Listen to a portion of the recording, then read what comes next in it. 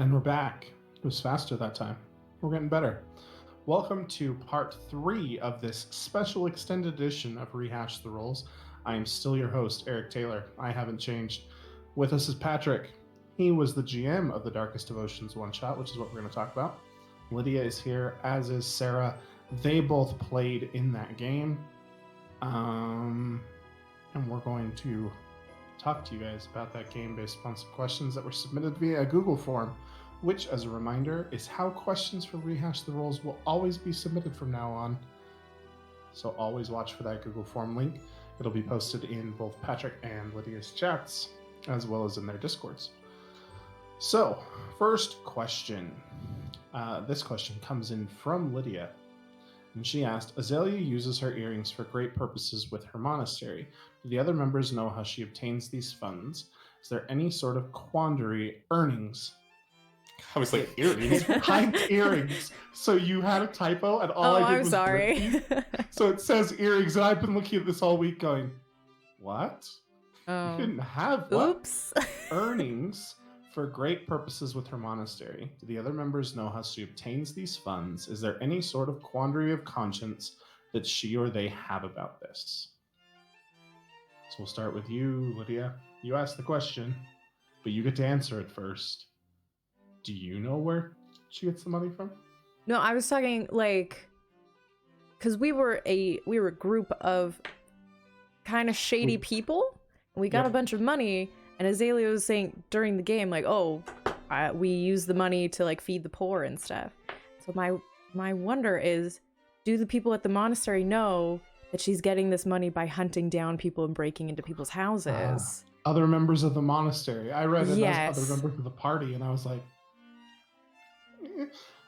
yeah, other members of the monastery. Do the people of the monastery, Sarah, your superiors and brothers and sisters, know where the funds she gets comes from as she does her nefarious deeds? No. Okay. They haven't felt any reason to ask her, and she didn't feel like she needed to tell them.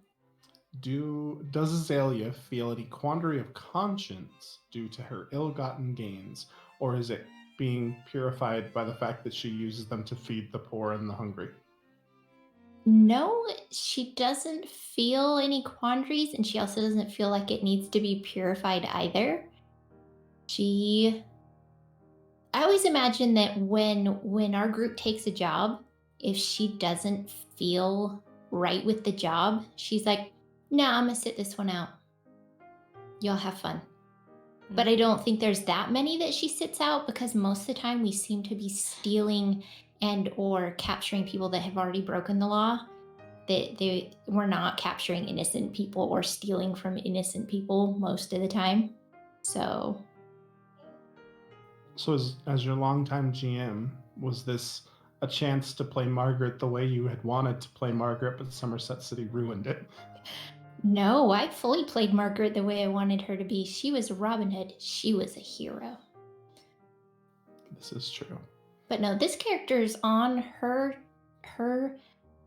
journey, her path to enlightenment. And as Patrick explained, the way monks in his world believe, he said that they're trying to achieve balance. And so as he had me think about, so what does your character, because you could be from a monastery that's believes a little bit differently than the others, what does your character believe? And that got me thinking. So if they're trying to achieve balance, she'd been thinking, if I'm in a place that is pretty well balanced as it is, how do I know if I have achieved balance within myself if the world that I am in right now is really well balanced? So that's why she decided she needed to leave and go out into the world that is very not balanced and full of chaos and see. And she discovered she's not as balanced as she thought within herself. And after she joined the group with the Cinderbeards, she discovered these people have the power to push me off my center, and hanging around them will help me to achieve balance better, which is why she stuck around. It's such a nice way to say that everybody's crazy. I like that. I could antagonize Sarah as her player, not just as her GM this time. Okay. Well, that is why we call Sarah the Game Beast, because even for a one-shot, she had a very elaborate backstory. Patrick, how did you expect the party to attempt to enter the manor? Because as you told us many times, the roof wasn't on the list. I expected you to go through the freaking front door. I was not expecting you guys to come through the roof. Why would we go through the I front door during a know. heist? Bust through all At the least, like, guards? not necessarily the front door, but like the front of the house, or like a window, or like not the roof. Like, I was just like, I had like traps prepared for various windows, traps prepared for various doors, and you're just like, yeah, we're just gonna turn the roof into mud. And I was like, okay, I guess that works. I was just, So it like, worked well. Didn't Yeah. just guess. It really worked. it worked very well. Yeah, so I was just expecting. Nope, was not expecting the roof at all. And it worked out. It did. All right. Shannon asked the following question. It looked like Sarah was in costume for her character. Sarah, have you played this character before? Also, can we please share? Let's start with that while I remember how to talk. Have you played this character before, and were you in costume? I have never played this character before, and I was in costume. Sarah is often in costume. I All made it second half of that this afternoon. question from Shannon. Also, can we see Sarah in more shows, please? She's awesome. Yes. Uh-huh. She's willing to participate in other one shots and other things that we probably will have going on in the future. Sure, it's up to her. I had fun. I'll totally come back. I'm glad to hear that. Sorry, my spreadsheet is wigging out, and I'm all of a sudden on a completely different tab, and it's causing me difficulties. And it has taken all my colors, and I'm having to read. All right. It got mentioned early that some people were D&D newbies. Who hadn't played before? Me. Yeah, Sarah had not played before. She played like another one-shot at one point of 5th edition, and then like the starter mission to a campaign that ended after the starter mission. So it does and really need to then- be said that she's not a tabletop RPG newbie. Not like she'd She never does done D&D. improv games or anything like that before. No, I've been GMing for Sarah for what, 4 years now? 3 Yeah, years it's about now? 4 years. Yeah, 4 years now. So she's played a lot of games. Well, I've played one system, but I've played for 4 years. That's fair. So yeah, who hadn't played before? I hadn't played a ton of D&D 5e, but I've played a lot of tabletop role-playing games. Second part of the question, no one seemed like they were new or uncomfortable, so that's why I was curious. If they don't play D&D, which is what it seems like, what games do they play? And this is from Alan. So Sarah, what games do you play? I've played Savage Worlds. That is it. Sure, Sarah's played a lot of Savage Worlds. I've played a lot of systems in my 25 years of playing tabletop RPGs. Every edition of D&D that has ever come out, I've played, including the old ones with the big scary demon guy on the cover holding the scantily clad woman. I have that book somewhere around here. My primary game is still Savage Worlds. Now I have played more Savage Worlds in recent memory than anything else, and that's where Sarah has played a lot, if not most, of her Savage Worlds. But I've also played a lot of things. So this question comes from Anonymous because they're watching us apparently. Patrick, what got skipped by the group going in through the roof, and why were you so flustered? I don't know. It's kind of like you were talking about if you were here for that segment. You know, one shots being a very formulaic thing. And so because it's like we were talking about, Lydia is a new generation of DM. Eric and I are the old guard of DM, which is rapidly dying out. And so to me, it's one shots are this formulaic thing. You go in, you do step A, step B, step C, etc., etc. And so I don't want to talk about necessarily what was skipped because it's it could be spoilerific.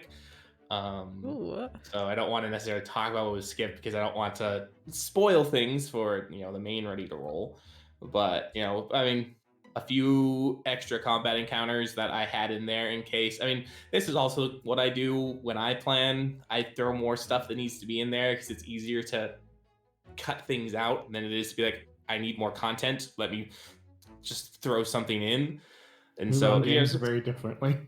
yeah, and so like just a few combat encounters, a few interactions with maybe some minor NPCs that would have revealed more of the story, that what was truly going on in Moonglow Manor, because they don't think, I'm still not convinced that they can solve that mystery.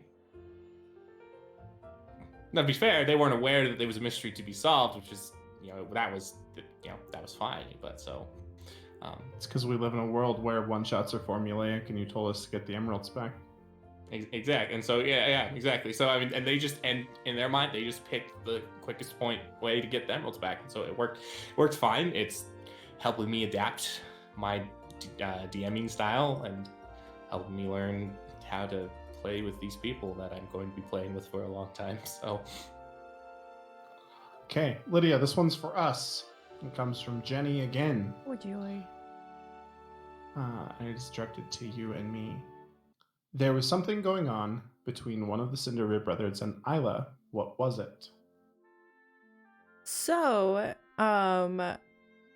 essentially what had happened in so they've been a group for a long time, right? We've done a lot of stuff together, but our last job went really bad. Like, we were able to get in, no problem, and then stuff like fell apart. Maybe we had a Jared situation and somebody killed somebody else. I don't know. We didn't fully establish that, but essentially, Isla's had a crush on Fillmore forever because he's cool and she is not.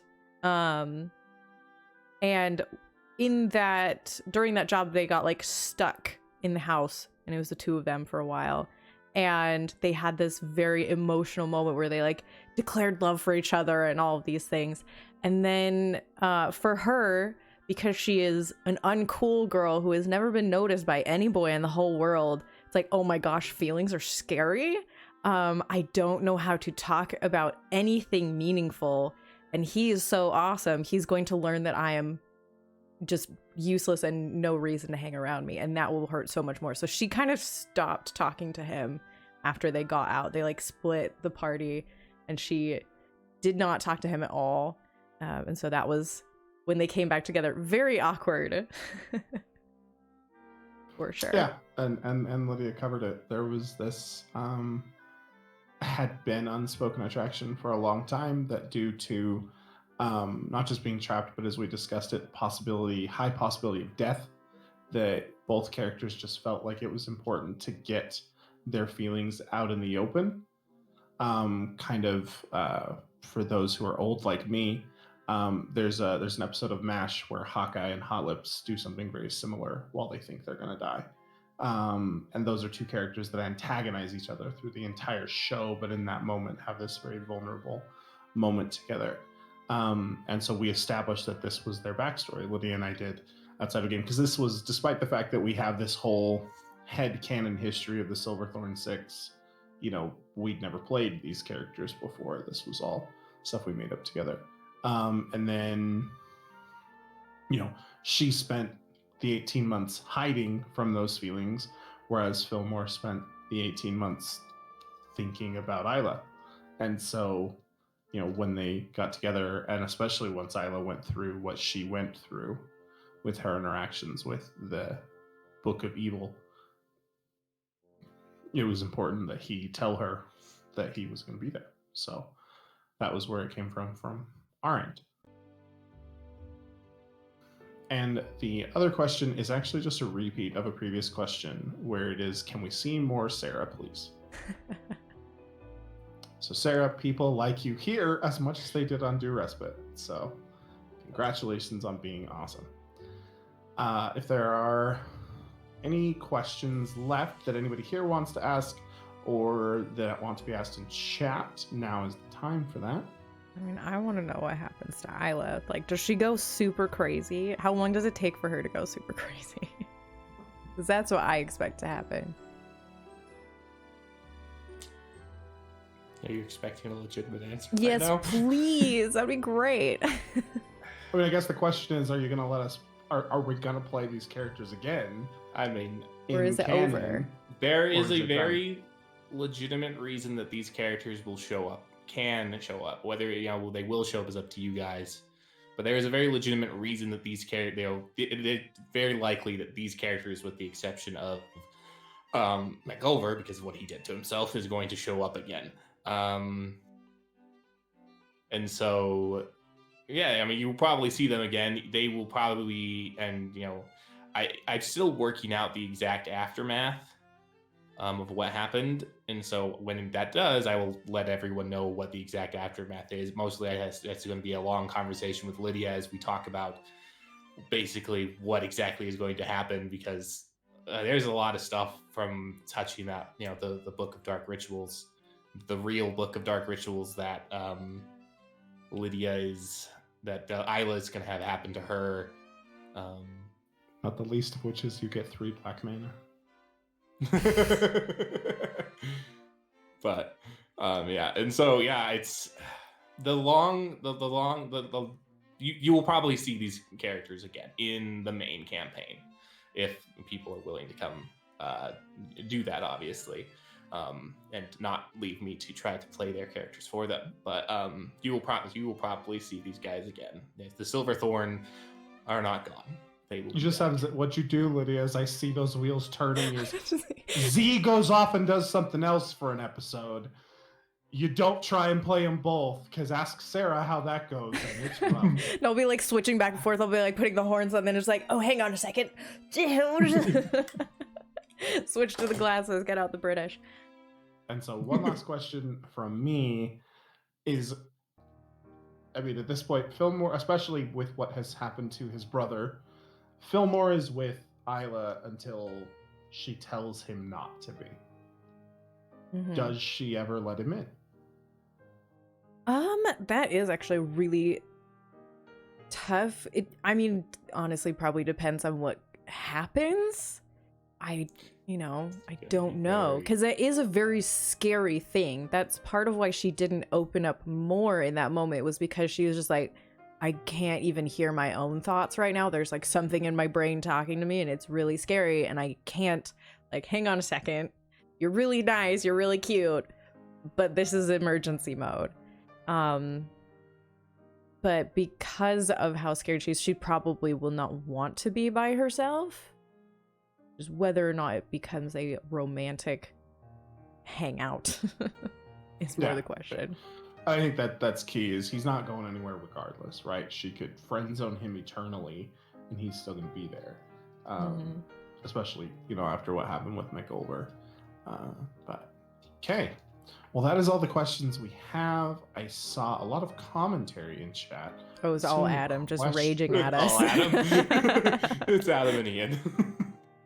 All right. So, unless anybody here has any questions, I would like to thank Sarah for taking time out of her evening to come and join us.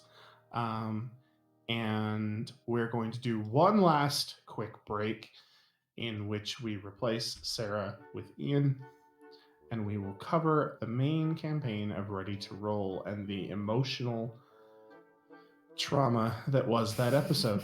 So we will see you all shortly. Thank you for joining us.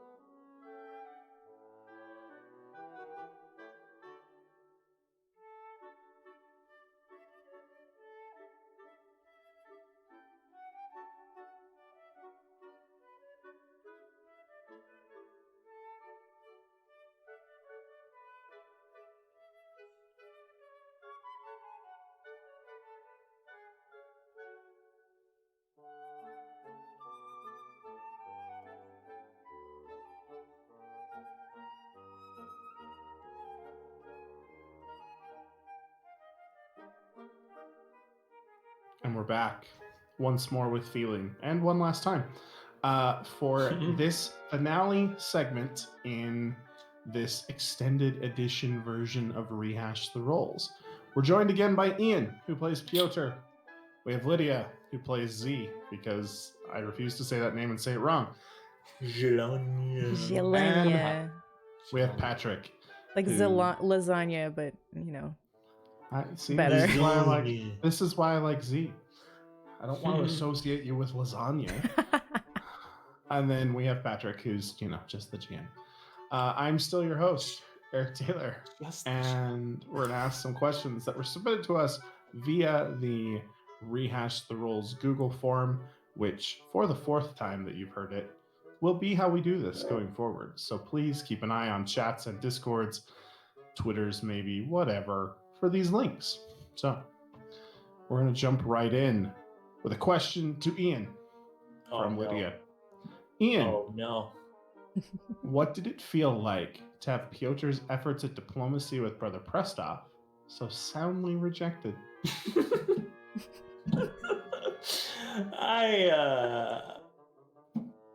I remember that, but it was like, as a player, obviously, it was one of those things that I was like, maybe I was kind of metagaming-ish. I don't know. This could have been a legitimate thought thread for Piotr as well. So I will take back that insult.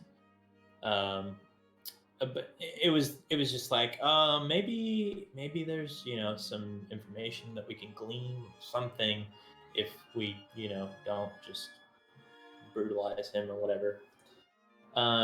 But as a player, I was over it pretty quick. I was like, yeah, I don't, in 4 seconds, I was like, I don't know where I saw that going. So Okay. it was kind of a metagamey moment for me, to be honest. And yeah, so I was over it pretty quick. All right. Well, it's good that you're not devastated by it as a thing. I'm glad I cried. to hear But, that. All right, Patrick. Lydia would like to ask you a way back, playback, major callback kind of question. In the Valley of Polgrad, many, many moons ago, we noticed some tieflings working on a farm, but we decided to not go talk to them. How much, if anything, can you tell us about them now? Well, I can tell you a lot about them. I'm gonna pull you up. Because there is a strong likelihood that you will go back to Pelegorod. I like Polgrad. It's not it. There's literally an E, Pelegorod. Yeah, P-O-L-E, Pole. Playground. It's P-O-L-E-G-E-R-O-D. According to what I'm looking at, it's P-O-L-E-G-R-O-D. Polgrad. Did I misspell it? I'm so sorry. It's okay. I think it's one of those typos like earnings instead of earning. This is my second typo of the night. My name's Lydia. I'm however old I am, and I never I never know how to read or write. Honestly, I could tell you a lot about them. I have their names. I have their, I have everything about them because they're the the thought process behind it was, okay, this village has been trapped in this fog for 3 years. They needed the creation behind them was they need a food source, obviously, to keep them alive. Otherwise they'd be in a lot of trouble. And so, because despite the source material Eric knows that I'm using for this campaign, this is a more serious campaign than that source material. And so they need stuff like that. How are they surviving for 3 years? Because I knew questions like that would come up, and they did come up. So that was, they provide the food source. I could tell you their names. I could, and I was looking at it as what would be an interesting, Mike always complains at me in my home game that I use humans too much because I'm just humans make up Racist. 90. Humans make up 95% of the population, so most people are going to be humans, and so that instance is we'll just make them tieflings. So, I mean, I could tell you a lot. Like, it's there. Looking at the wrong document for that though. But you'll be coming back, so I don't necessarily want to spoil that. Unless it's the BBG, is it really spoilers? And therefore, if you don't say, then we know for sure that they are. Maybe not. But I know they exist. Alrighty. So, Ian, once more onto the question that Lydia asked you, my friend. Piotr still has a question for Maeve. Have you thought about it? Do you have any ideas or plans yet? I have thought about it off and on. Not really, to be honest. And I want it to be impactful. That's something. Yeah, I've talked to Patrick about it a couple times. I should probably do that again and figure out what I want to do. I mean, no rush. If I don't want you to waste the question, so if it's just like, what should I have for breakfast? Please don't do that. Yeah. What most accentuates? What color of whatever most accentuates my eyes? The color of my eyes. Just like standing in front of a mirror. Maeve, does this make my butt look big? No, that's your question. I'm just worried it's gonna be like, Maeve, can I ask you a question? You just did. Some really like Probably cryptic something answer. she would do though as a Fey Lord. So Thanks for the meta knowledge. I will be very careful. Good plan. Okay. We have a series of questions from people outside of the inner circle here, so I'm excited for that. Feywarder91 asks, Patrick, why do you hate party splits? They can add so much to storytelling. the reason I hate party splits is just the mechanics. I hate when players are sitting, because in one it adds a lot to the storytelling, but like it can hamper the way a session is going, because these two events technically have to be happening in tandem. It's not like one is happening and then the other. And it's not fun as a player to be sitting for an hour or half an hour or however long while your party is doing something else. I think it depends on, personally, I think it depends on what's going on and how entertaining it is to watch your other friends go through it, right? Again, exactly. Absolutely. And in certain cases, I am drawn back to a Critical Role episode in season 1. I love Grog as a character. He's top tier. Travis Willingham is amazing character. Yet as a GM, I had massive qualms with the Grog in the arena pits fights that took whole sessions, because it's not that entertaining to watch combat, to be perfectly honest, and they took the whole game session as a thing. I know that there are some people who are going to gather up pitchforks and come and attack me now, but I don't care. I'm over 30 and I'm fine with that. But at the same time, having an emotional discourse where it's this hugely in-depth, in-detail thing, I think can be very powerful. And I think it comes down to also just how many other systems I have played as a player and as a GM, where a lot of the time that actually gets more encouraged than D&D does it. And so I guess I'm more used to it as the norm. Yeah. But go ahead. I mean, and I will never stop a party from splitting up. If a party really wants to split up, I will let them split up. I discourage it for the purpose of knowing that it can get really boring for the other players. It can get, it can add to the story. It can also bog the story down a lot if I'm having to try to do, these simultaneous things that are happening at the same time. And then particularly since, it's not, in a home game, we can go a little bit longer if we need to, but particularly where we have people who are spread out across the continent and, we have a very tight schedule we're trying to keep to. I don't want necessarily the, that bogging down to happen, so that way we can, yeah, exactly. So we can try to, so we can just try to. That's what I do is egg timers. You So it's give like, everybody a second at a time, and then you say, and while this is going on, let's jump back to so and so. But I totally understand both. And I takes think on it really does have to be a case by case thing, because like splitting the party to go shopping is atrocious.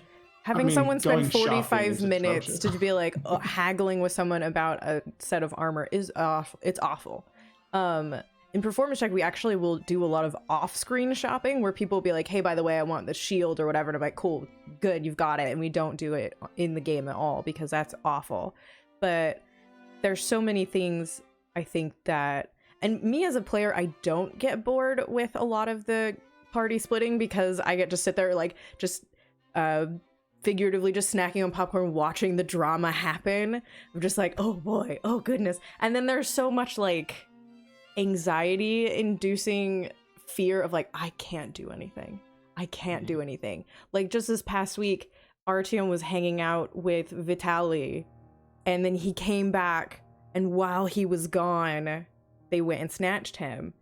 If he had been there in that moment and you had to explain, hey Artyom, this is going on with you, all the rest of us would just be sitting there like, oh my gosh, this is horrible, but it's amazing, but it's so terrible, but I love it and I hate it at the same time. And I really love those moments, me as a player. When I ran Do Respite and played the games we were playing, there was actually a running gag because parties got split so much in those games where players actually brought popcorn. And so it would be, all right, I need so-and-so to take their headphones off, and you just watch them remove their headphones and then slide a tub of popcorn in front of them because they couldn't hear the dialogue necessarily, although sometimes they could, but they could watch facial expressions, and those games were so emotionally charged that it was always such an interesting thing. And then the second half to Faye Warder 91's question is, players, what do I have to do in terms of donations to get you to split the party more? Oh, wow. I guess everybody has a price. I mean, if you're donating to this show, we don't see that money. That goes to Patrick. So come to my channel and donate to me there, and that's where you can buy me. And like, I don't even see the money. Any money that we make goes right back into the show, either commissioning art or paying for new equipment for people or anything like that. So dice bribery works. I have this wonderful die from one of my viewers. It rolled really well. This is a wonderful bribe. That works. Don't actually do that. I'm not actually asking anyone to send me anything. Don't do that. You heard don't do it, no! Heard it here first. Buy Lydia dice. No. You want her to do. Lydia's just going to split the party at every chance. Jelania just like fully leaves the party. She's gonna go find some daffodils. She's gonna go to Ostrava, and I will insist that we RP everything she does there. If you send Lydia a solid metal set of precision cut dice, Lydia will split the party to go shopping. No, please don't. All right. So next question. This one comes from Grayson M, who's asked a couple of questions so far in the other segments. Patrick, if Adam hadn't gotten impatient and appeared during Prestow's investigation, how would the scene have played differently when Svetla's guards went to abduct Vitaly? Artyom would have had to fight them. He would have probably been a losing fight, but he would have had to fight. He would have had to fight those guards to protect Vitaly, and I would have not let the rest of the party join in because they were busy interrogating Brother Prestov. Although he could have sending spelled us, right, and been like, "Hey, problems right now." As a fellow GM, I wanted to scream at you when you let him just appear, because I was like, nope, can't just have him show up. But not my game. But no, I get that. But no, I mean, he would have had to fight. But like, and then the reason I let him appear is because of the same reasons. Like, otherwise he would have just been sitting there At least in until he had to fight Until he had to everyone. fight. I know, that would have been the everyone. most epic moment of his entire short life that would have ended there. I don't know. And that's the party cleric, so that's a super big problem for the rest of us. Maybe you did your story and Adam a disservice. You'll never know. Maybe. Maybe. Grayson M asked another question. What exactly, and exactly is in all caps and bolded, are the characters' alignments here? There was a lot of really not good behavior this week. That's an interesting thing, because it's actually, it comes down to kind of like you're talking about old school, new school. New school D&D alignment is kind of a thing that's getting thrown out the window. Though it's a thing that gets cared about less. I still struggle with the idea of good people ripping people's fingers off knuckle by knuckle. I have never declared Jilonia as good. There was actually plenty of conversations pre-campaign between Patrick and I where I was like, he's probably chaotic evil, honestly. And he's like, you're not allowed to play an evil character. I'm like, well, depending on your definition, she might be chaotic neutral. Like, she's not a nice person, but she's not Darth Vader. Yeah, and that comes back to the definition of evil, but from old school and new school. Old school, evil was evil. It was you're the bad guy. You don't play evil unless you're playing the bad guy campaign. In modern, school D&D, evil is more self-centered, more looking out for themselves versus I'm trying to destroy the world evil. And so that was just Lydia and I had to come to an understanding of what we each meant when we were talking about evil. So my question on that then is, what's the difference between that and neutral? And see, in my mind,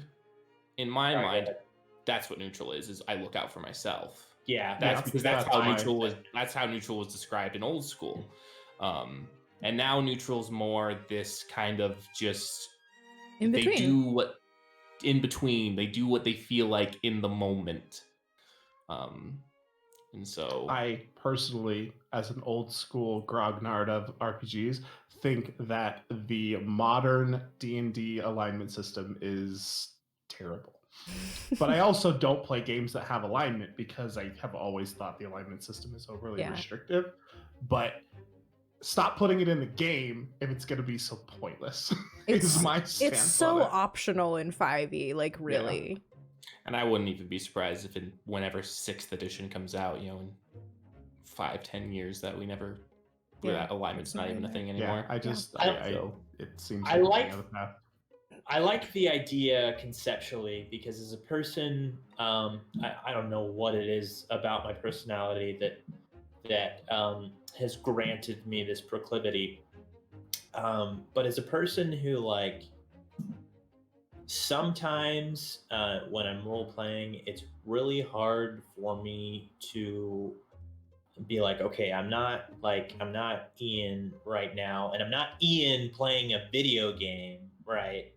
Like, this person who is acting out this character, who is a person who has all these different things that have added up to make them who they are. It's hard for me to stick to that moment to moment sometimes. And so I like the concept of that alignment tether, if you will. But at the same time, I feel like at the end of the day, I usually just end up trying to establish a fairly rigid headcanon of kind of how my characters act and stick to that. But not always the best. I rely much more on those character traits and flaws than any alignment stuff ever. And personally, alignment will probably never go away in my games, in my worlds, even when it's not a thing in the edition we're playing right now, because that's just how my metaverse works. My metaverse is there's a huge black and white, and while yes, mortals live in this gray area, they are being pulled upon at all times by these good and evil forces because of the influences I had growing up, the stories I read growing up. But to go back to the initial question that was really asked, on paper, most of them fall into the neutral good or chaotic good areas. The That's two what they cop put battle it on weapons. paper. So, on paper. I've been thinking about that a lot in relation to Piotr. Although I know kind of where he's going, if that makes sense. Yeah. I mean, I think Kadiak is the only one who would be classified as true neutral. Yeah, that's what Adam is Yeah. chiming in to say. Kadiak is Kadiak, you know, but Corvette is neutral, probably more leaning towards chaotic good at this point. Drith is definitely chaotic good. best. Chaotic best. But so yeah. To answer the question that was originally asked. Okay. Yeah, and you know, McPherson is chiming in here saying, well, what is Artyom? Chaotic evil. No, he's lawful evil. He says that he is neutral good, is what McPherson says in chat, is what Artyom is. It's a neutral good. Okay. But then he brings up the point, you know, anyone could be lawful good for a cause they believe in. They could be chaotic evil at the worst moment of their life. Yeah. And it depends on your motivations too. Like at this point, Jelenia is super into like, all right, I'm gonna go absolutely murder Morphis. That's totally a thing. But it's not like, oh, I want to save the world and make everybody happy. It's for this reason of like, he screwed with my family, he's over. Which is a very selfish and kind of evil, vengeful sort of thing. She really doesn't care all that much. Like, it'd be a nice side effect if people live, but that's not the reason she's gonna do any of that. At least currently. Maybe she'll be better later. Speaking of Morpheus screwing with your family, Mike asks a question.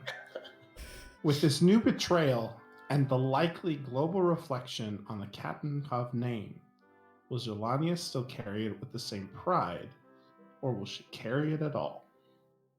Oh yeah. She will definitely, like, that's actually something that I've talked with Patrick about, of like, she is going to fully embrace the family imagery and everything. Okay, well, there's your answer, Mike. Mike also now has a question for Ian. Does Piotr plan on going back to doing the political work that he was doing when the campaign draws to a close? Will he use his new connections, aka the party and the people they meet, to further that work? This is trying to think on how I'm going to parse this. Piotr's life in the events immediately prior to the campaign was upended in a significant way. There's nothing more that Piotr would like or yearn for than a return to normalcy. But there are some things he has to do, and that will likely have implications for a lot. That's all I'll say. I may have said too much. We'll figure it out. Okay. I asked the next couple of questions. So this is, host going into host mode now. When Zelania cast Read Thoughts, is she prepared for what she might find? More specifically, she got off pretty light, in my view. What if she hadn't? How would her actions have changed if she found out that she was the person her sister hated? How would she have reacted if her party had been harboring heavy negative thoughts towards Zelania, given the situation they'd now found themselves in?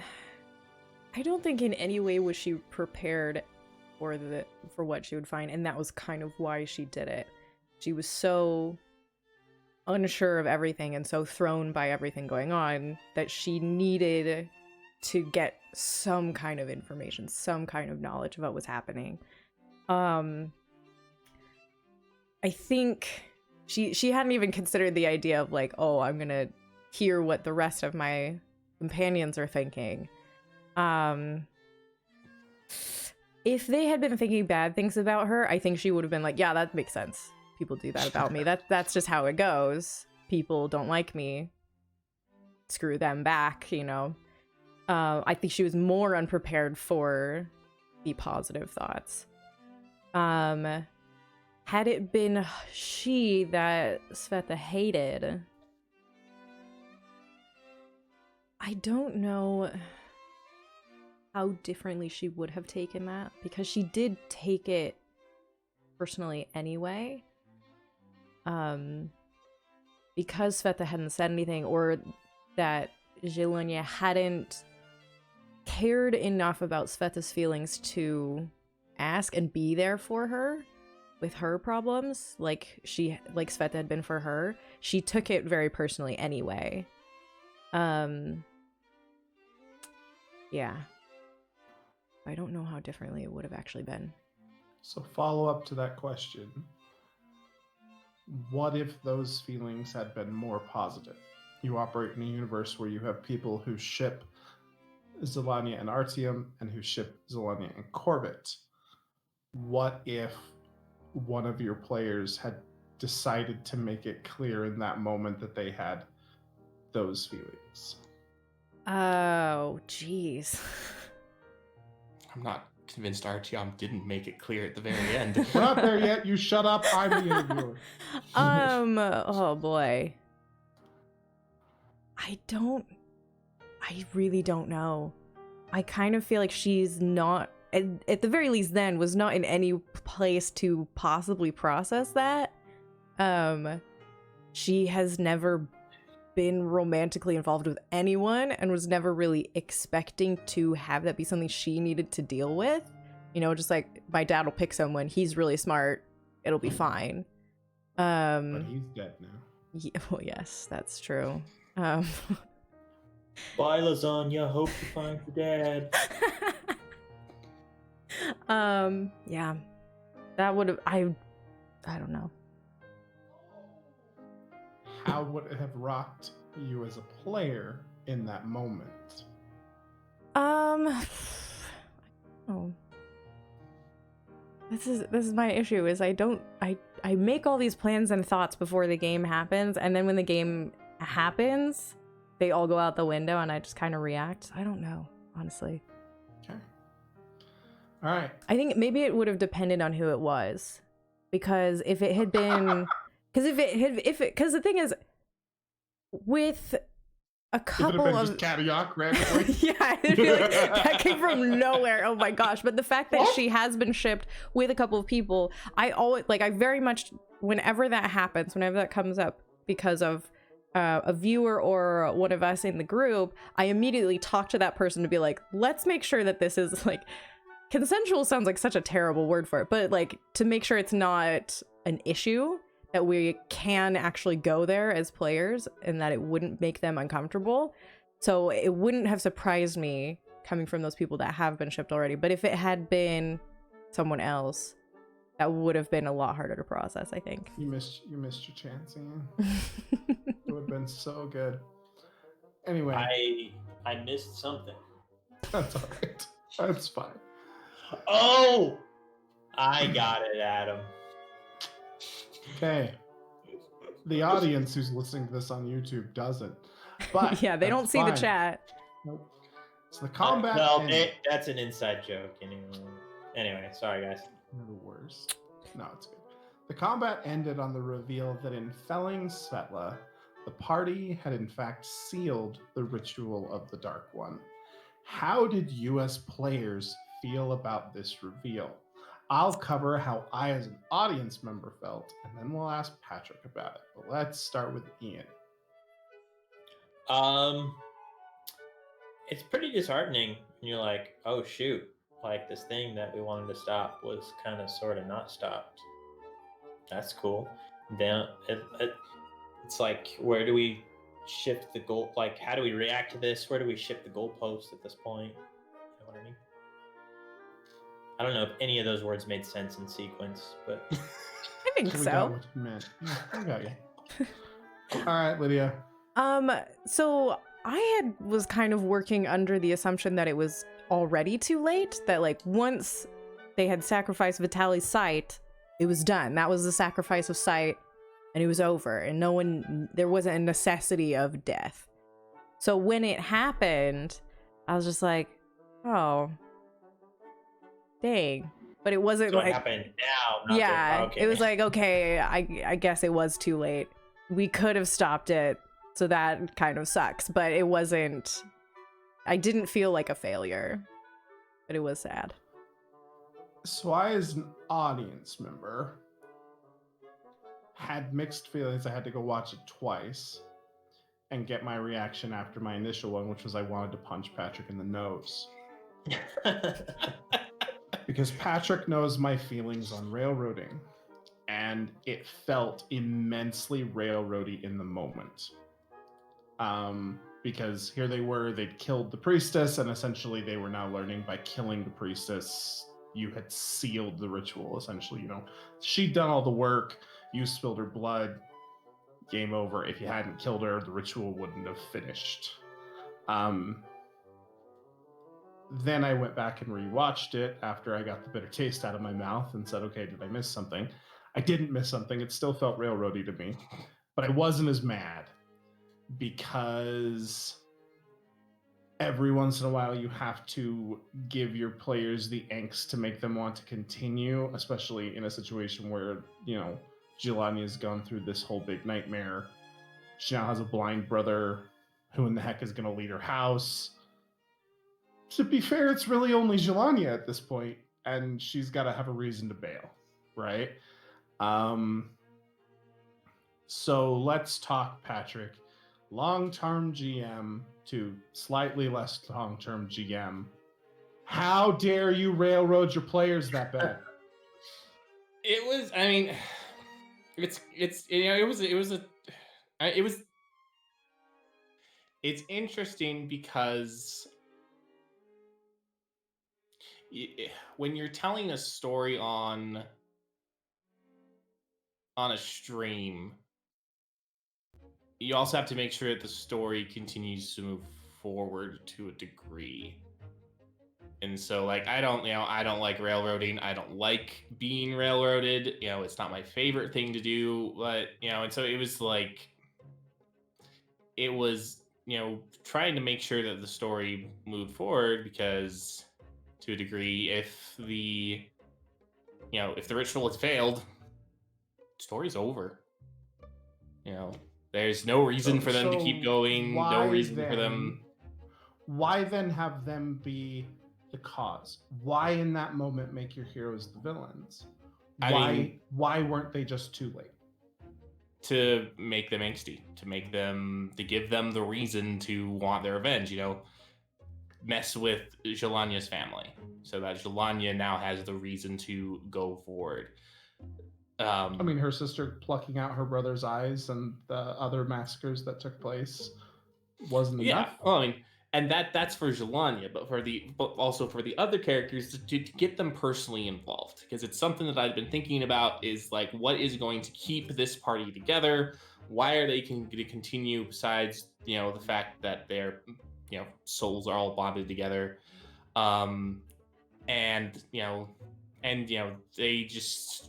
So it was, you know, to give them, you know, to give the players a reason to keep going forward. And so, like, you know, I hate railroading, and trust me, I never plan to do something like that to my players ever again because of how much I hate railroading. But, like, you know, it's, you know, I had, you know, several of the players were just like, my stomach dropped. I felt so like they didn't turned your heroes into villains, right? See, this is really interesting because I did not feel railroaded at all. It felt like someone had to die in the circle. If we had not been there, she would have killed Vitaly and that would have been the end. If we had killed her outside of the circle, maybe it wouldn't have happened. But we chose to kill her. Not me, but we as a collective group decided to kill her, and we hadn't moved outside of the circle at the time. So it didn't feel like railroad. It felt like, oh, dang, if we had known, we would have done different. So it didn't feel at all like that to me, at least. From an outsider's perspective, it was very clearly a giant You track. also have a mega history with GMing and having schemes behind the scenes, though. I wonder how many other like less experienced and involved viewers would have felt that way too. Possible. Yeah, which is why I asked the question. Yeah. Right. And it's also and in a tragic story which we're trying to tell, it's important that the heroes fail and fall sometimes. If no one wants to, it's a conversation that me and you had several years ago. No one wants to watch the heroes win all the time. Like that's why, like, the MCU and Endgame and Endgame should have never Infinity War happened. and stuff. Leave it at Infinity War. And so, like, the heroes the heroes have to fail sometimes, and so, that's just, yeah, exactly. It's like we're not playing Power Rangers, as Adam says in the chat. We're not playing Power Rangers, and Power Rangers did fail, but like, they generally came back by the end of the episode, and so like. As like a robot or something, whatever. So like Dinosaurs. we're trying to tell a very dark, very tragic story. The heroes have to fail. The heroes have to have a downward slope. Right. And I so they guess can that rise raises up the again. question to me of, is there a difference between and I'm speaking as a player here, right? I think you absolutely know that if I'd been sitting at your table and you had essentially told me, hey, by killing the bad guy, you sealed the ritual, I would have way rather had been too late, right? Come in and see the ritual fail, see the ritual go off, realize I failed in that moment, and now I have to deal with the consequences. Whereas, and so I'm curious why that was the choice to have them be the catalyst versus have them have just gotten through the door because in time I know to see the knife fall. Because I know my characters and I know my players and I know their characters. If you had been one of my players, there's no way in heck that I ever would have done that, because I knew that you would not have taken that well. I knew that would have been like, you probably would have, might have quit the campaign over that. I would have quit the campaign. We just would have had an argument. And so like I know my characters and I knew how they were gonna, my players, and I knew how they were gonna take it, so like, because there's other people, other people that I've played with that I would never have done that to in 100 years, because they just hate, because they hate that feeling. But I knew that these players, one, weren't gonna feel like it was railroady. Two, and it's like, if someone had like Lydia pointed out, if someone had shoved Svetla out of the circle and killed her, the ritual would have been done. The ritual would not have been completed. But would she have, if I hadn't have picked up Vitaly and moved him, would she have tried to kill him then? Svetla was never going to kill Vitaly. Okay. Was she going to kill herself? Svetla always intended for her to be the one to die. That's why, if you've watched several of my boss fights before. Confirm Sveta is the best person in the world. The last boss fight I did was a teleporty, move around the room boss. Eric, you saw that in my Darkest Devotion. That's just one of the things that I've relied back on because of how I, my experience playing with Adam, because I know how Adam very much controls the field of battle most of the time, and so I have to play these bouncy, move around the room bosses so that way they're able to do their thing. And so the fact that this boss was not a bouncy, move around the room boss, because she always intended to stay there and be the one who died. And more importantly, let the people who had shown up and shown themselves to try and be heroes kill her. Exactly. Well, I mean, exactly. Pretty much. I won't say the other thing that could have happened, but that okay. My brain is going to places that I don't like.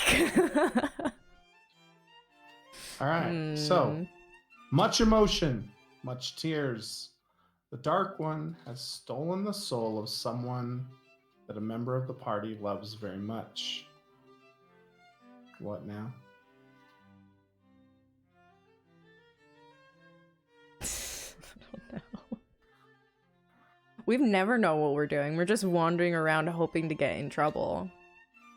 Right. And I guess that's the question now is, do you now have a plan? I have some things that I have thought of. Oh, shoot. I had something else that I needed to send you, Patrick. Just send it to me. We've already discussed as a party that the next session will be happening. There will be a time jump of sorts. So that way, Because one of the things the players have been asking for is a little bit of downtime so they can do some things that they want to do. And so we'll give them downtime that they've earned at this point. But there will be a little bit of a time jump, and so before they take their next step. I mean, I know that at least, since Kadiak's not here, I know Kadiak definitely wants to go hunting down Podara. That's high on Kadiak's list of things to do because of the direction he's received from Maeve. He wants to hunt Podara down, so that's a possibility. But there was also the thought of Vinhelm that came during the fight to Jelania. So again, I don't like railroading, so I'll let them pick where they're going to go. Just know that they don't necessarily go to one of these, some of these places. Stuff's going to go down while they're gone. Okay. A couple of more questions. Because I hit the refresh button and people had submitted questions after the timer. After the bell shots, folks. I'm not always going to hit refresh. So, Critical Role has a history of guest stars. When do we get to see guest stars on Ready to Roll? And this is once again submitted by Anonymous. So it's something we've talked about, and it's something that I let people know when we were, because we did an extensive interview process to find our players. And after so I said it's something we could happen, and I talked to a few other people and said that it's a possibility, and especially with the Darkest Devotion one slot, it's possible we will see them come back. But at the same time, a guest star on Ready to Roll is not going to have the same impact as a guest star on Critical Role, because Critical Role, a guest star is generally this famous person that you are like, oh my gosh, they play D&D too, and so it's gonna bring in a huge, it's gonna bring in a section of people. Whereas for Ready to Roll, we're just we're at this point a bunch of friends trying to tell a story that we want to show to the world, not as and so like a guest star wouldn't have as much of an impact, and so it might not have an impact on your viewership the same way as it would have an impact on your story, though. Yeah, and so if we were to have a guest star, I would want it to be very story related. Someone that I wanted to help influence the story, but not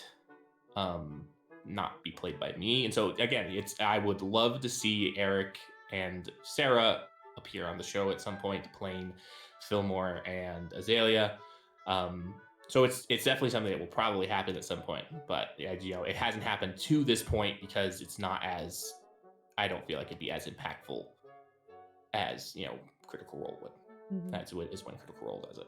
I do also have a person on my streams who really wants to guest in Ready to Roll, specifically because they think that my character and that he would want to play would be funny together. I think he wants to be mean back to me.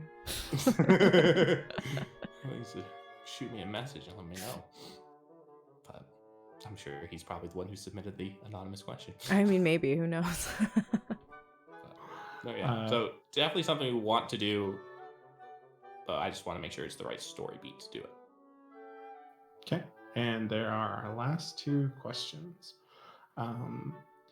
Unfortunately, these are written poorly, so I'm trying to make sense of what they are because there's a lot of typos in them. This one is essentially a question about our team's actions at the end of the session with regards to Jelania, and wrapping his arms and his wings around her and saying, "Let me help."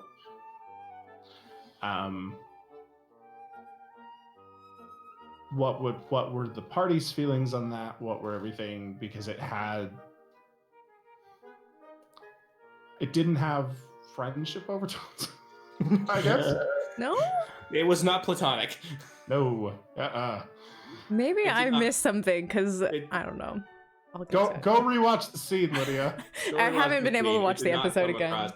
Well, and go back. It did not come across as platonic in the time, and well, I mean, it's like the person being flirted with doesn't necessarily always know that they're being flirted with, and maybe the person doing the flirting doesn't always know they're doing flirting. But it did not come across as That's me in both cases. I am just at all times oblivious. Hoping to wander into love. That's usually how it works, Mhm. which is probably why it hasn't in a long. Anyway, we're not talking about that. Piotr, I will speak for Piotr. He like because obviously there's been some tension between Artyom and Anya, and Piotr sees that fracture as something, as we've kind of gone over in game and in character, as something that could have very serious implications for the group's destiny and their direction. And so um, Piotr's just glad to see, um, as far as he's concerned, what seems to be a positive development in their interpersonal whatever. He doesn't care if they like go get a farm and have kids, or like just really like swapping Pokemon cards, as long as um as long as they're cool with each other. You know that So Artyom would have all the shiny Pokemon though. And then Jelania's just got like 30 Charmanders. That's it. So what were Jelania's thoughts? So I don't think we've ever gotten Jelania's thoughts exactly. So, I mean, in that moment, she was intensely focused on Svetla. She was not, it was not a party moment. It was her and her sister. And Artyom is someone that she has had so many issues with before. So, to her, it felt more like it was extremely meaningful. Did not feel romantic to her at all. Especially like him saying, "Let me help." They had had conversations previously of her being like, "You don't need to help me. Helping doesn't help me. Leave me alone. I'm fine. I can handle everything being terrible. Just leave me alone." And I think that's kind of where I was at too. Like, so it was very, very meaningful to her for sure. Yeah. Go rewatch it with fresh eyes, Lydia. Well, now you put it in my head, of course it's gonna seem that way, but I showed it to my wife, who has no concept of anything about the show, and she was like, "So are they together or what?" So Oh. do And math there. in Adam's defense, when we talked about it afterwards, he's like, there are sometimes moments where your character just does things, particularly when you're getting really into your character, and then you think about it afterwards, and you just do. It's like when sometimes like when you're a writer or a storyteller, your character just does something that you don't necessarily think that they would have done in the first place, but your character like tells you that that's what they would do, if that makes sense. That, No, absolutely. But especially that doesn't change the Doesn't Artyom and change, Jelania yeah. feeling questions as a thing. It just makes it so that the player is learning something about his character.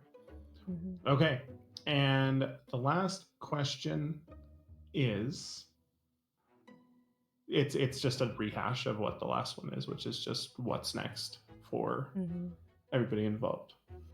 So we've already covered that, so I'm not gonna have us recover it. I did see a question in the chat of if Svetla had lived.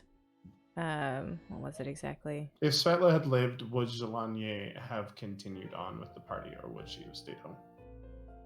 That's actually a really good question, because the answer is not a definitive yes. Oh boy, because it'd be if she had lived and she had ended up as like a prisoner in the dungeon of the castle. I don't know how comfortable Jelania would be with like, all right, Mitya, take care of my blind brother and make sure this like super powerful sorceress chick in the basement doesn't get out. That seems like a bad idea. So, but at the same time, your sister's soulless, and even though she did betray you, you guys sacrificed a lot, monetarily speaking, to bring her back, enough to talk with her for a few minutes. Yeah. Her soul's gone, and the only way to get it back is you gotta stop what's happening. Does Jelania and her trust issues trust the other gentleman to get it done? Wait, say that Without last her. part again? Well, yeah, so I think what would have happened is that she would have used Svetla as some sort of like source of just like trying to find out where things are going down and what stuff is going down and what possibly do about it, because if anyone knows, it's, you know, we don't know anyone else. Prestov's dead now, so that's the only source that we would have. So Makes sense. how much she would trust the guys in the party to get things done without her? Not much. She'd probably really want to be there. Hey, Sweet Pea.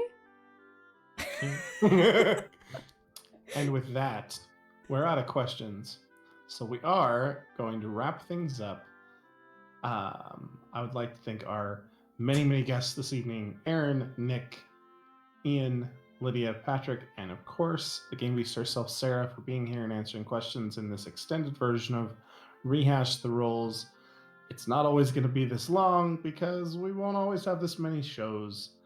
But just as one last reminder, if you have questions for the shows, there will always be a Google form link that you can submit them to, and we will go from there. But until next time, I'll let Lydia cover her announcements that she's raising her finger for. Yeah, because we didn't have everybody who's here now here before. So in 2 weeks, the next Rehash show is on the 1-year anniversary of this channel streaming. So we are going to have a special giveaway that night. It is a very nice D20. You will be able to enter the giveaway at any point during the Rehash show. So there will be like a keyword that you put into chat and everything. So come back for that. It's going to be a fun time. I've got some other plans for after, unless it goes long like this. And then other things. Instead of Star Wars Saturdays, we now have Star Wars Thursdays. So we'll be playing Star Wars tomorrow instead of on Saturday. Don't ever come back here on Saturdays. I won't be here for the next couple of months, at least. Yeah, that's all. Okay. And with those announcements out of the way, I'd like to thank again everybody for coming by. And I have been your host, Erik Taylor. Good night, good luck, stay safe, stay healthy. And until next time, peace on Earth, Earthlings. Bye. See you guys. Bye, guys.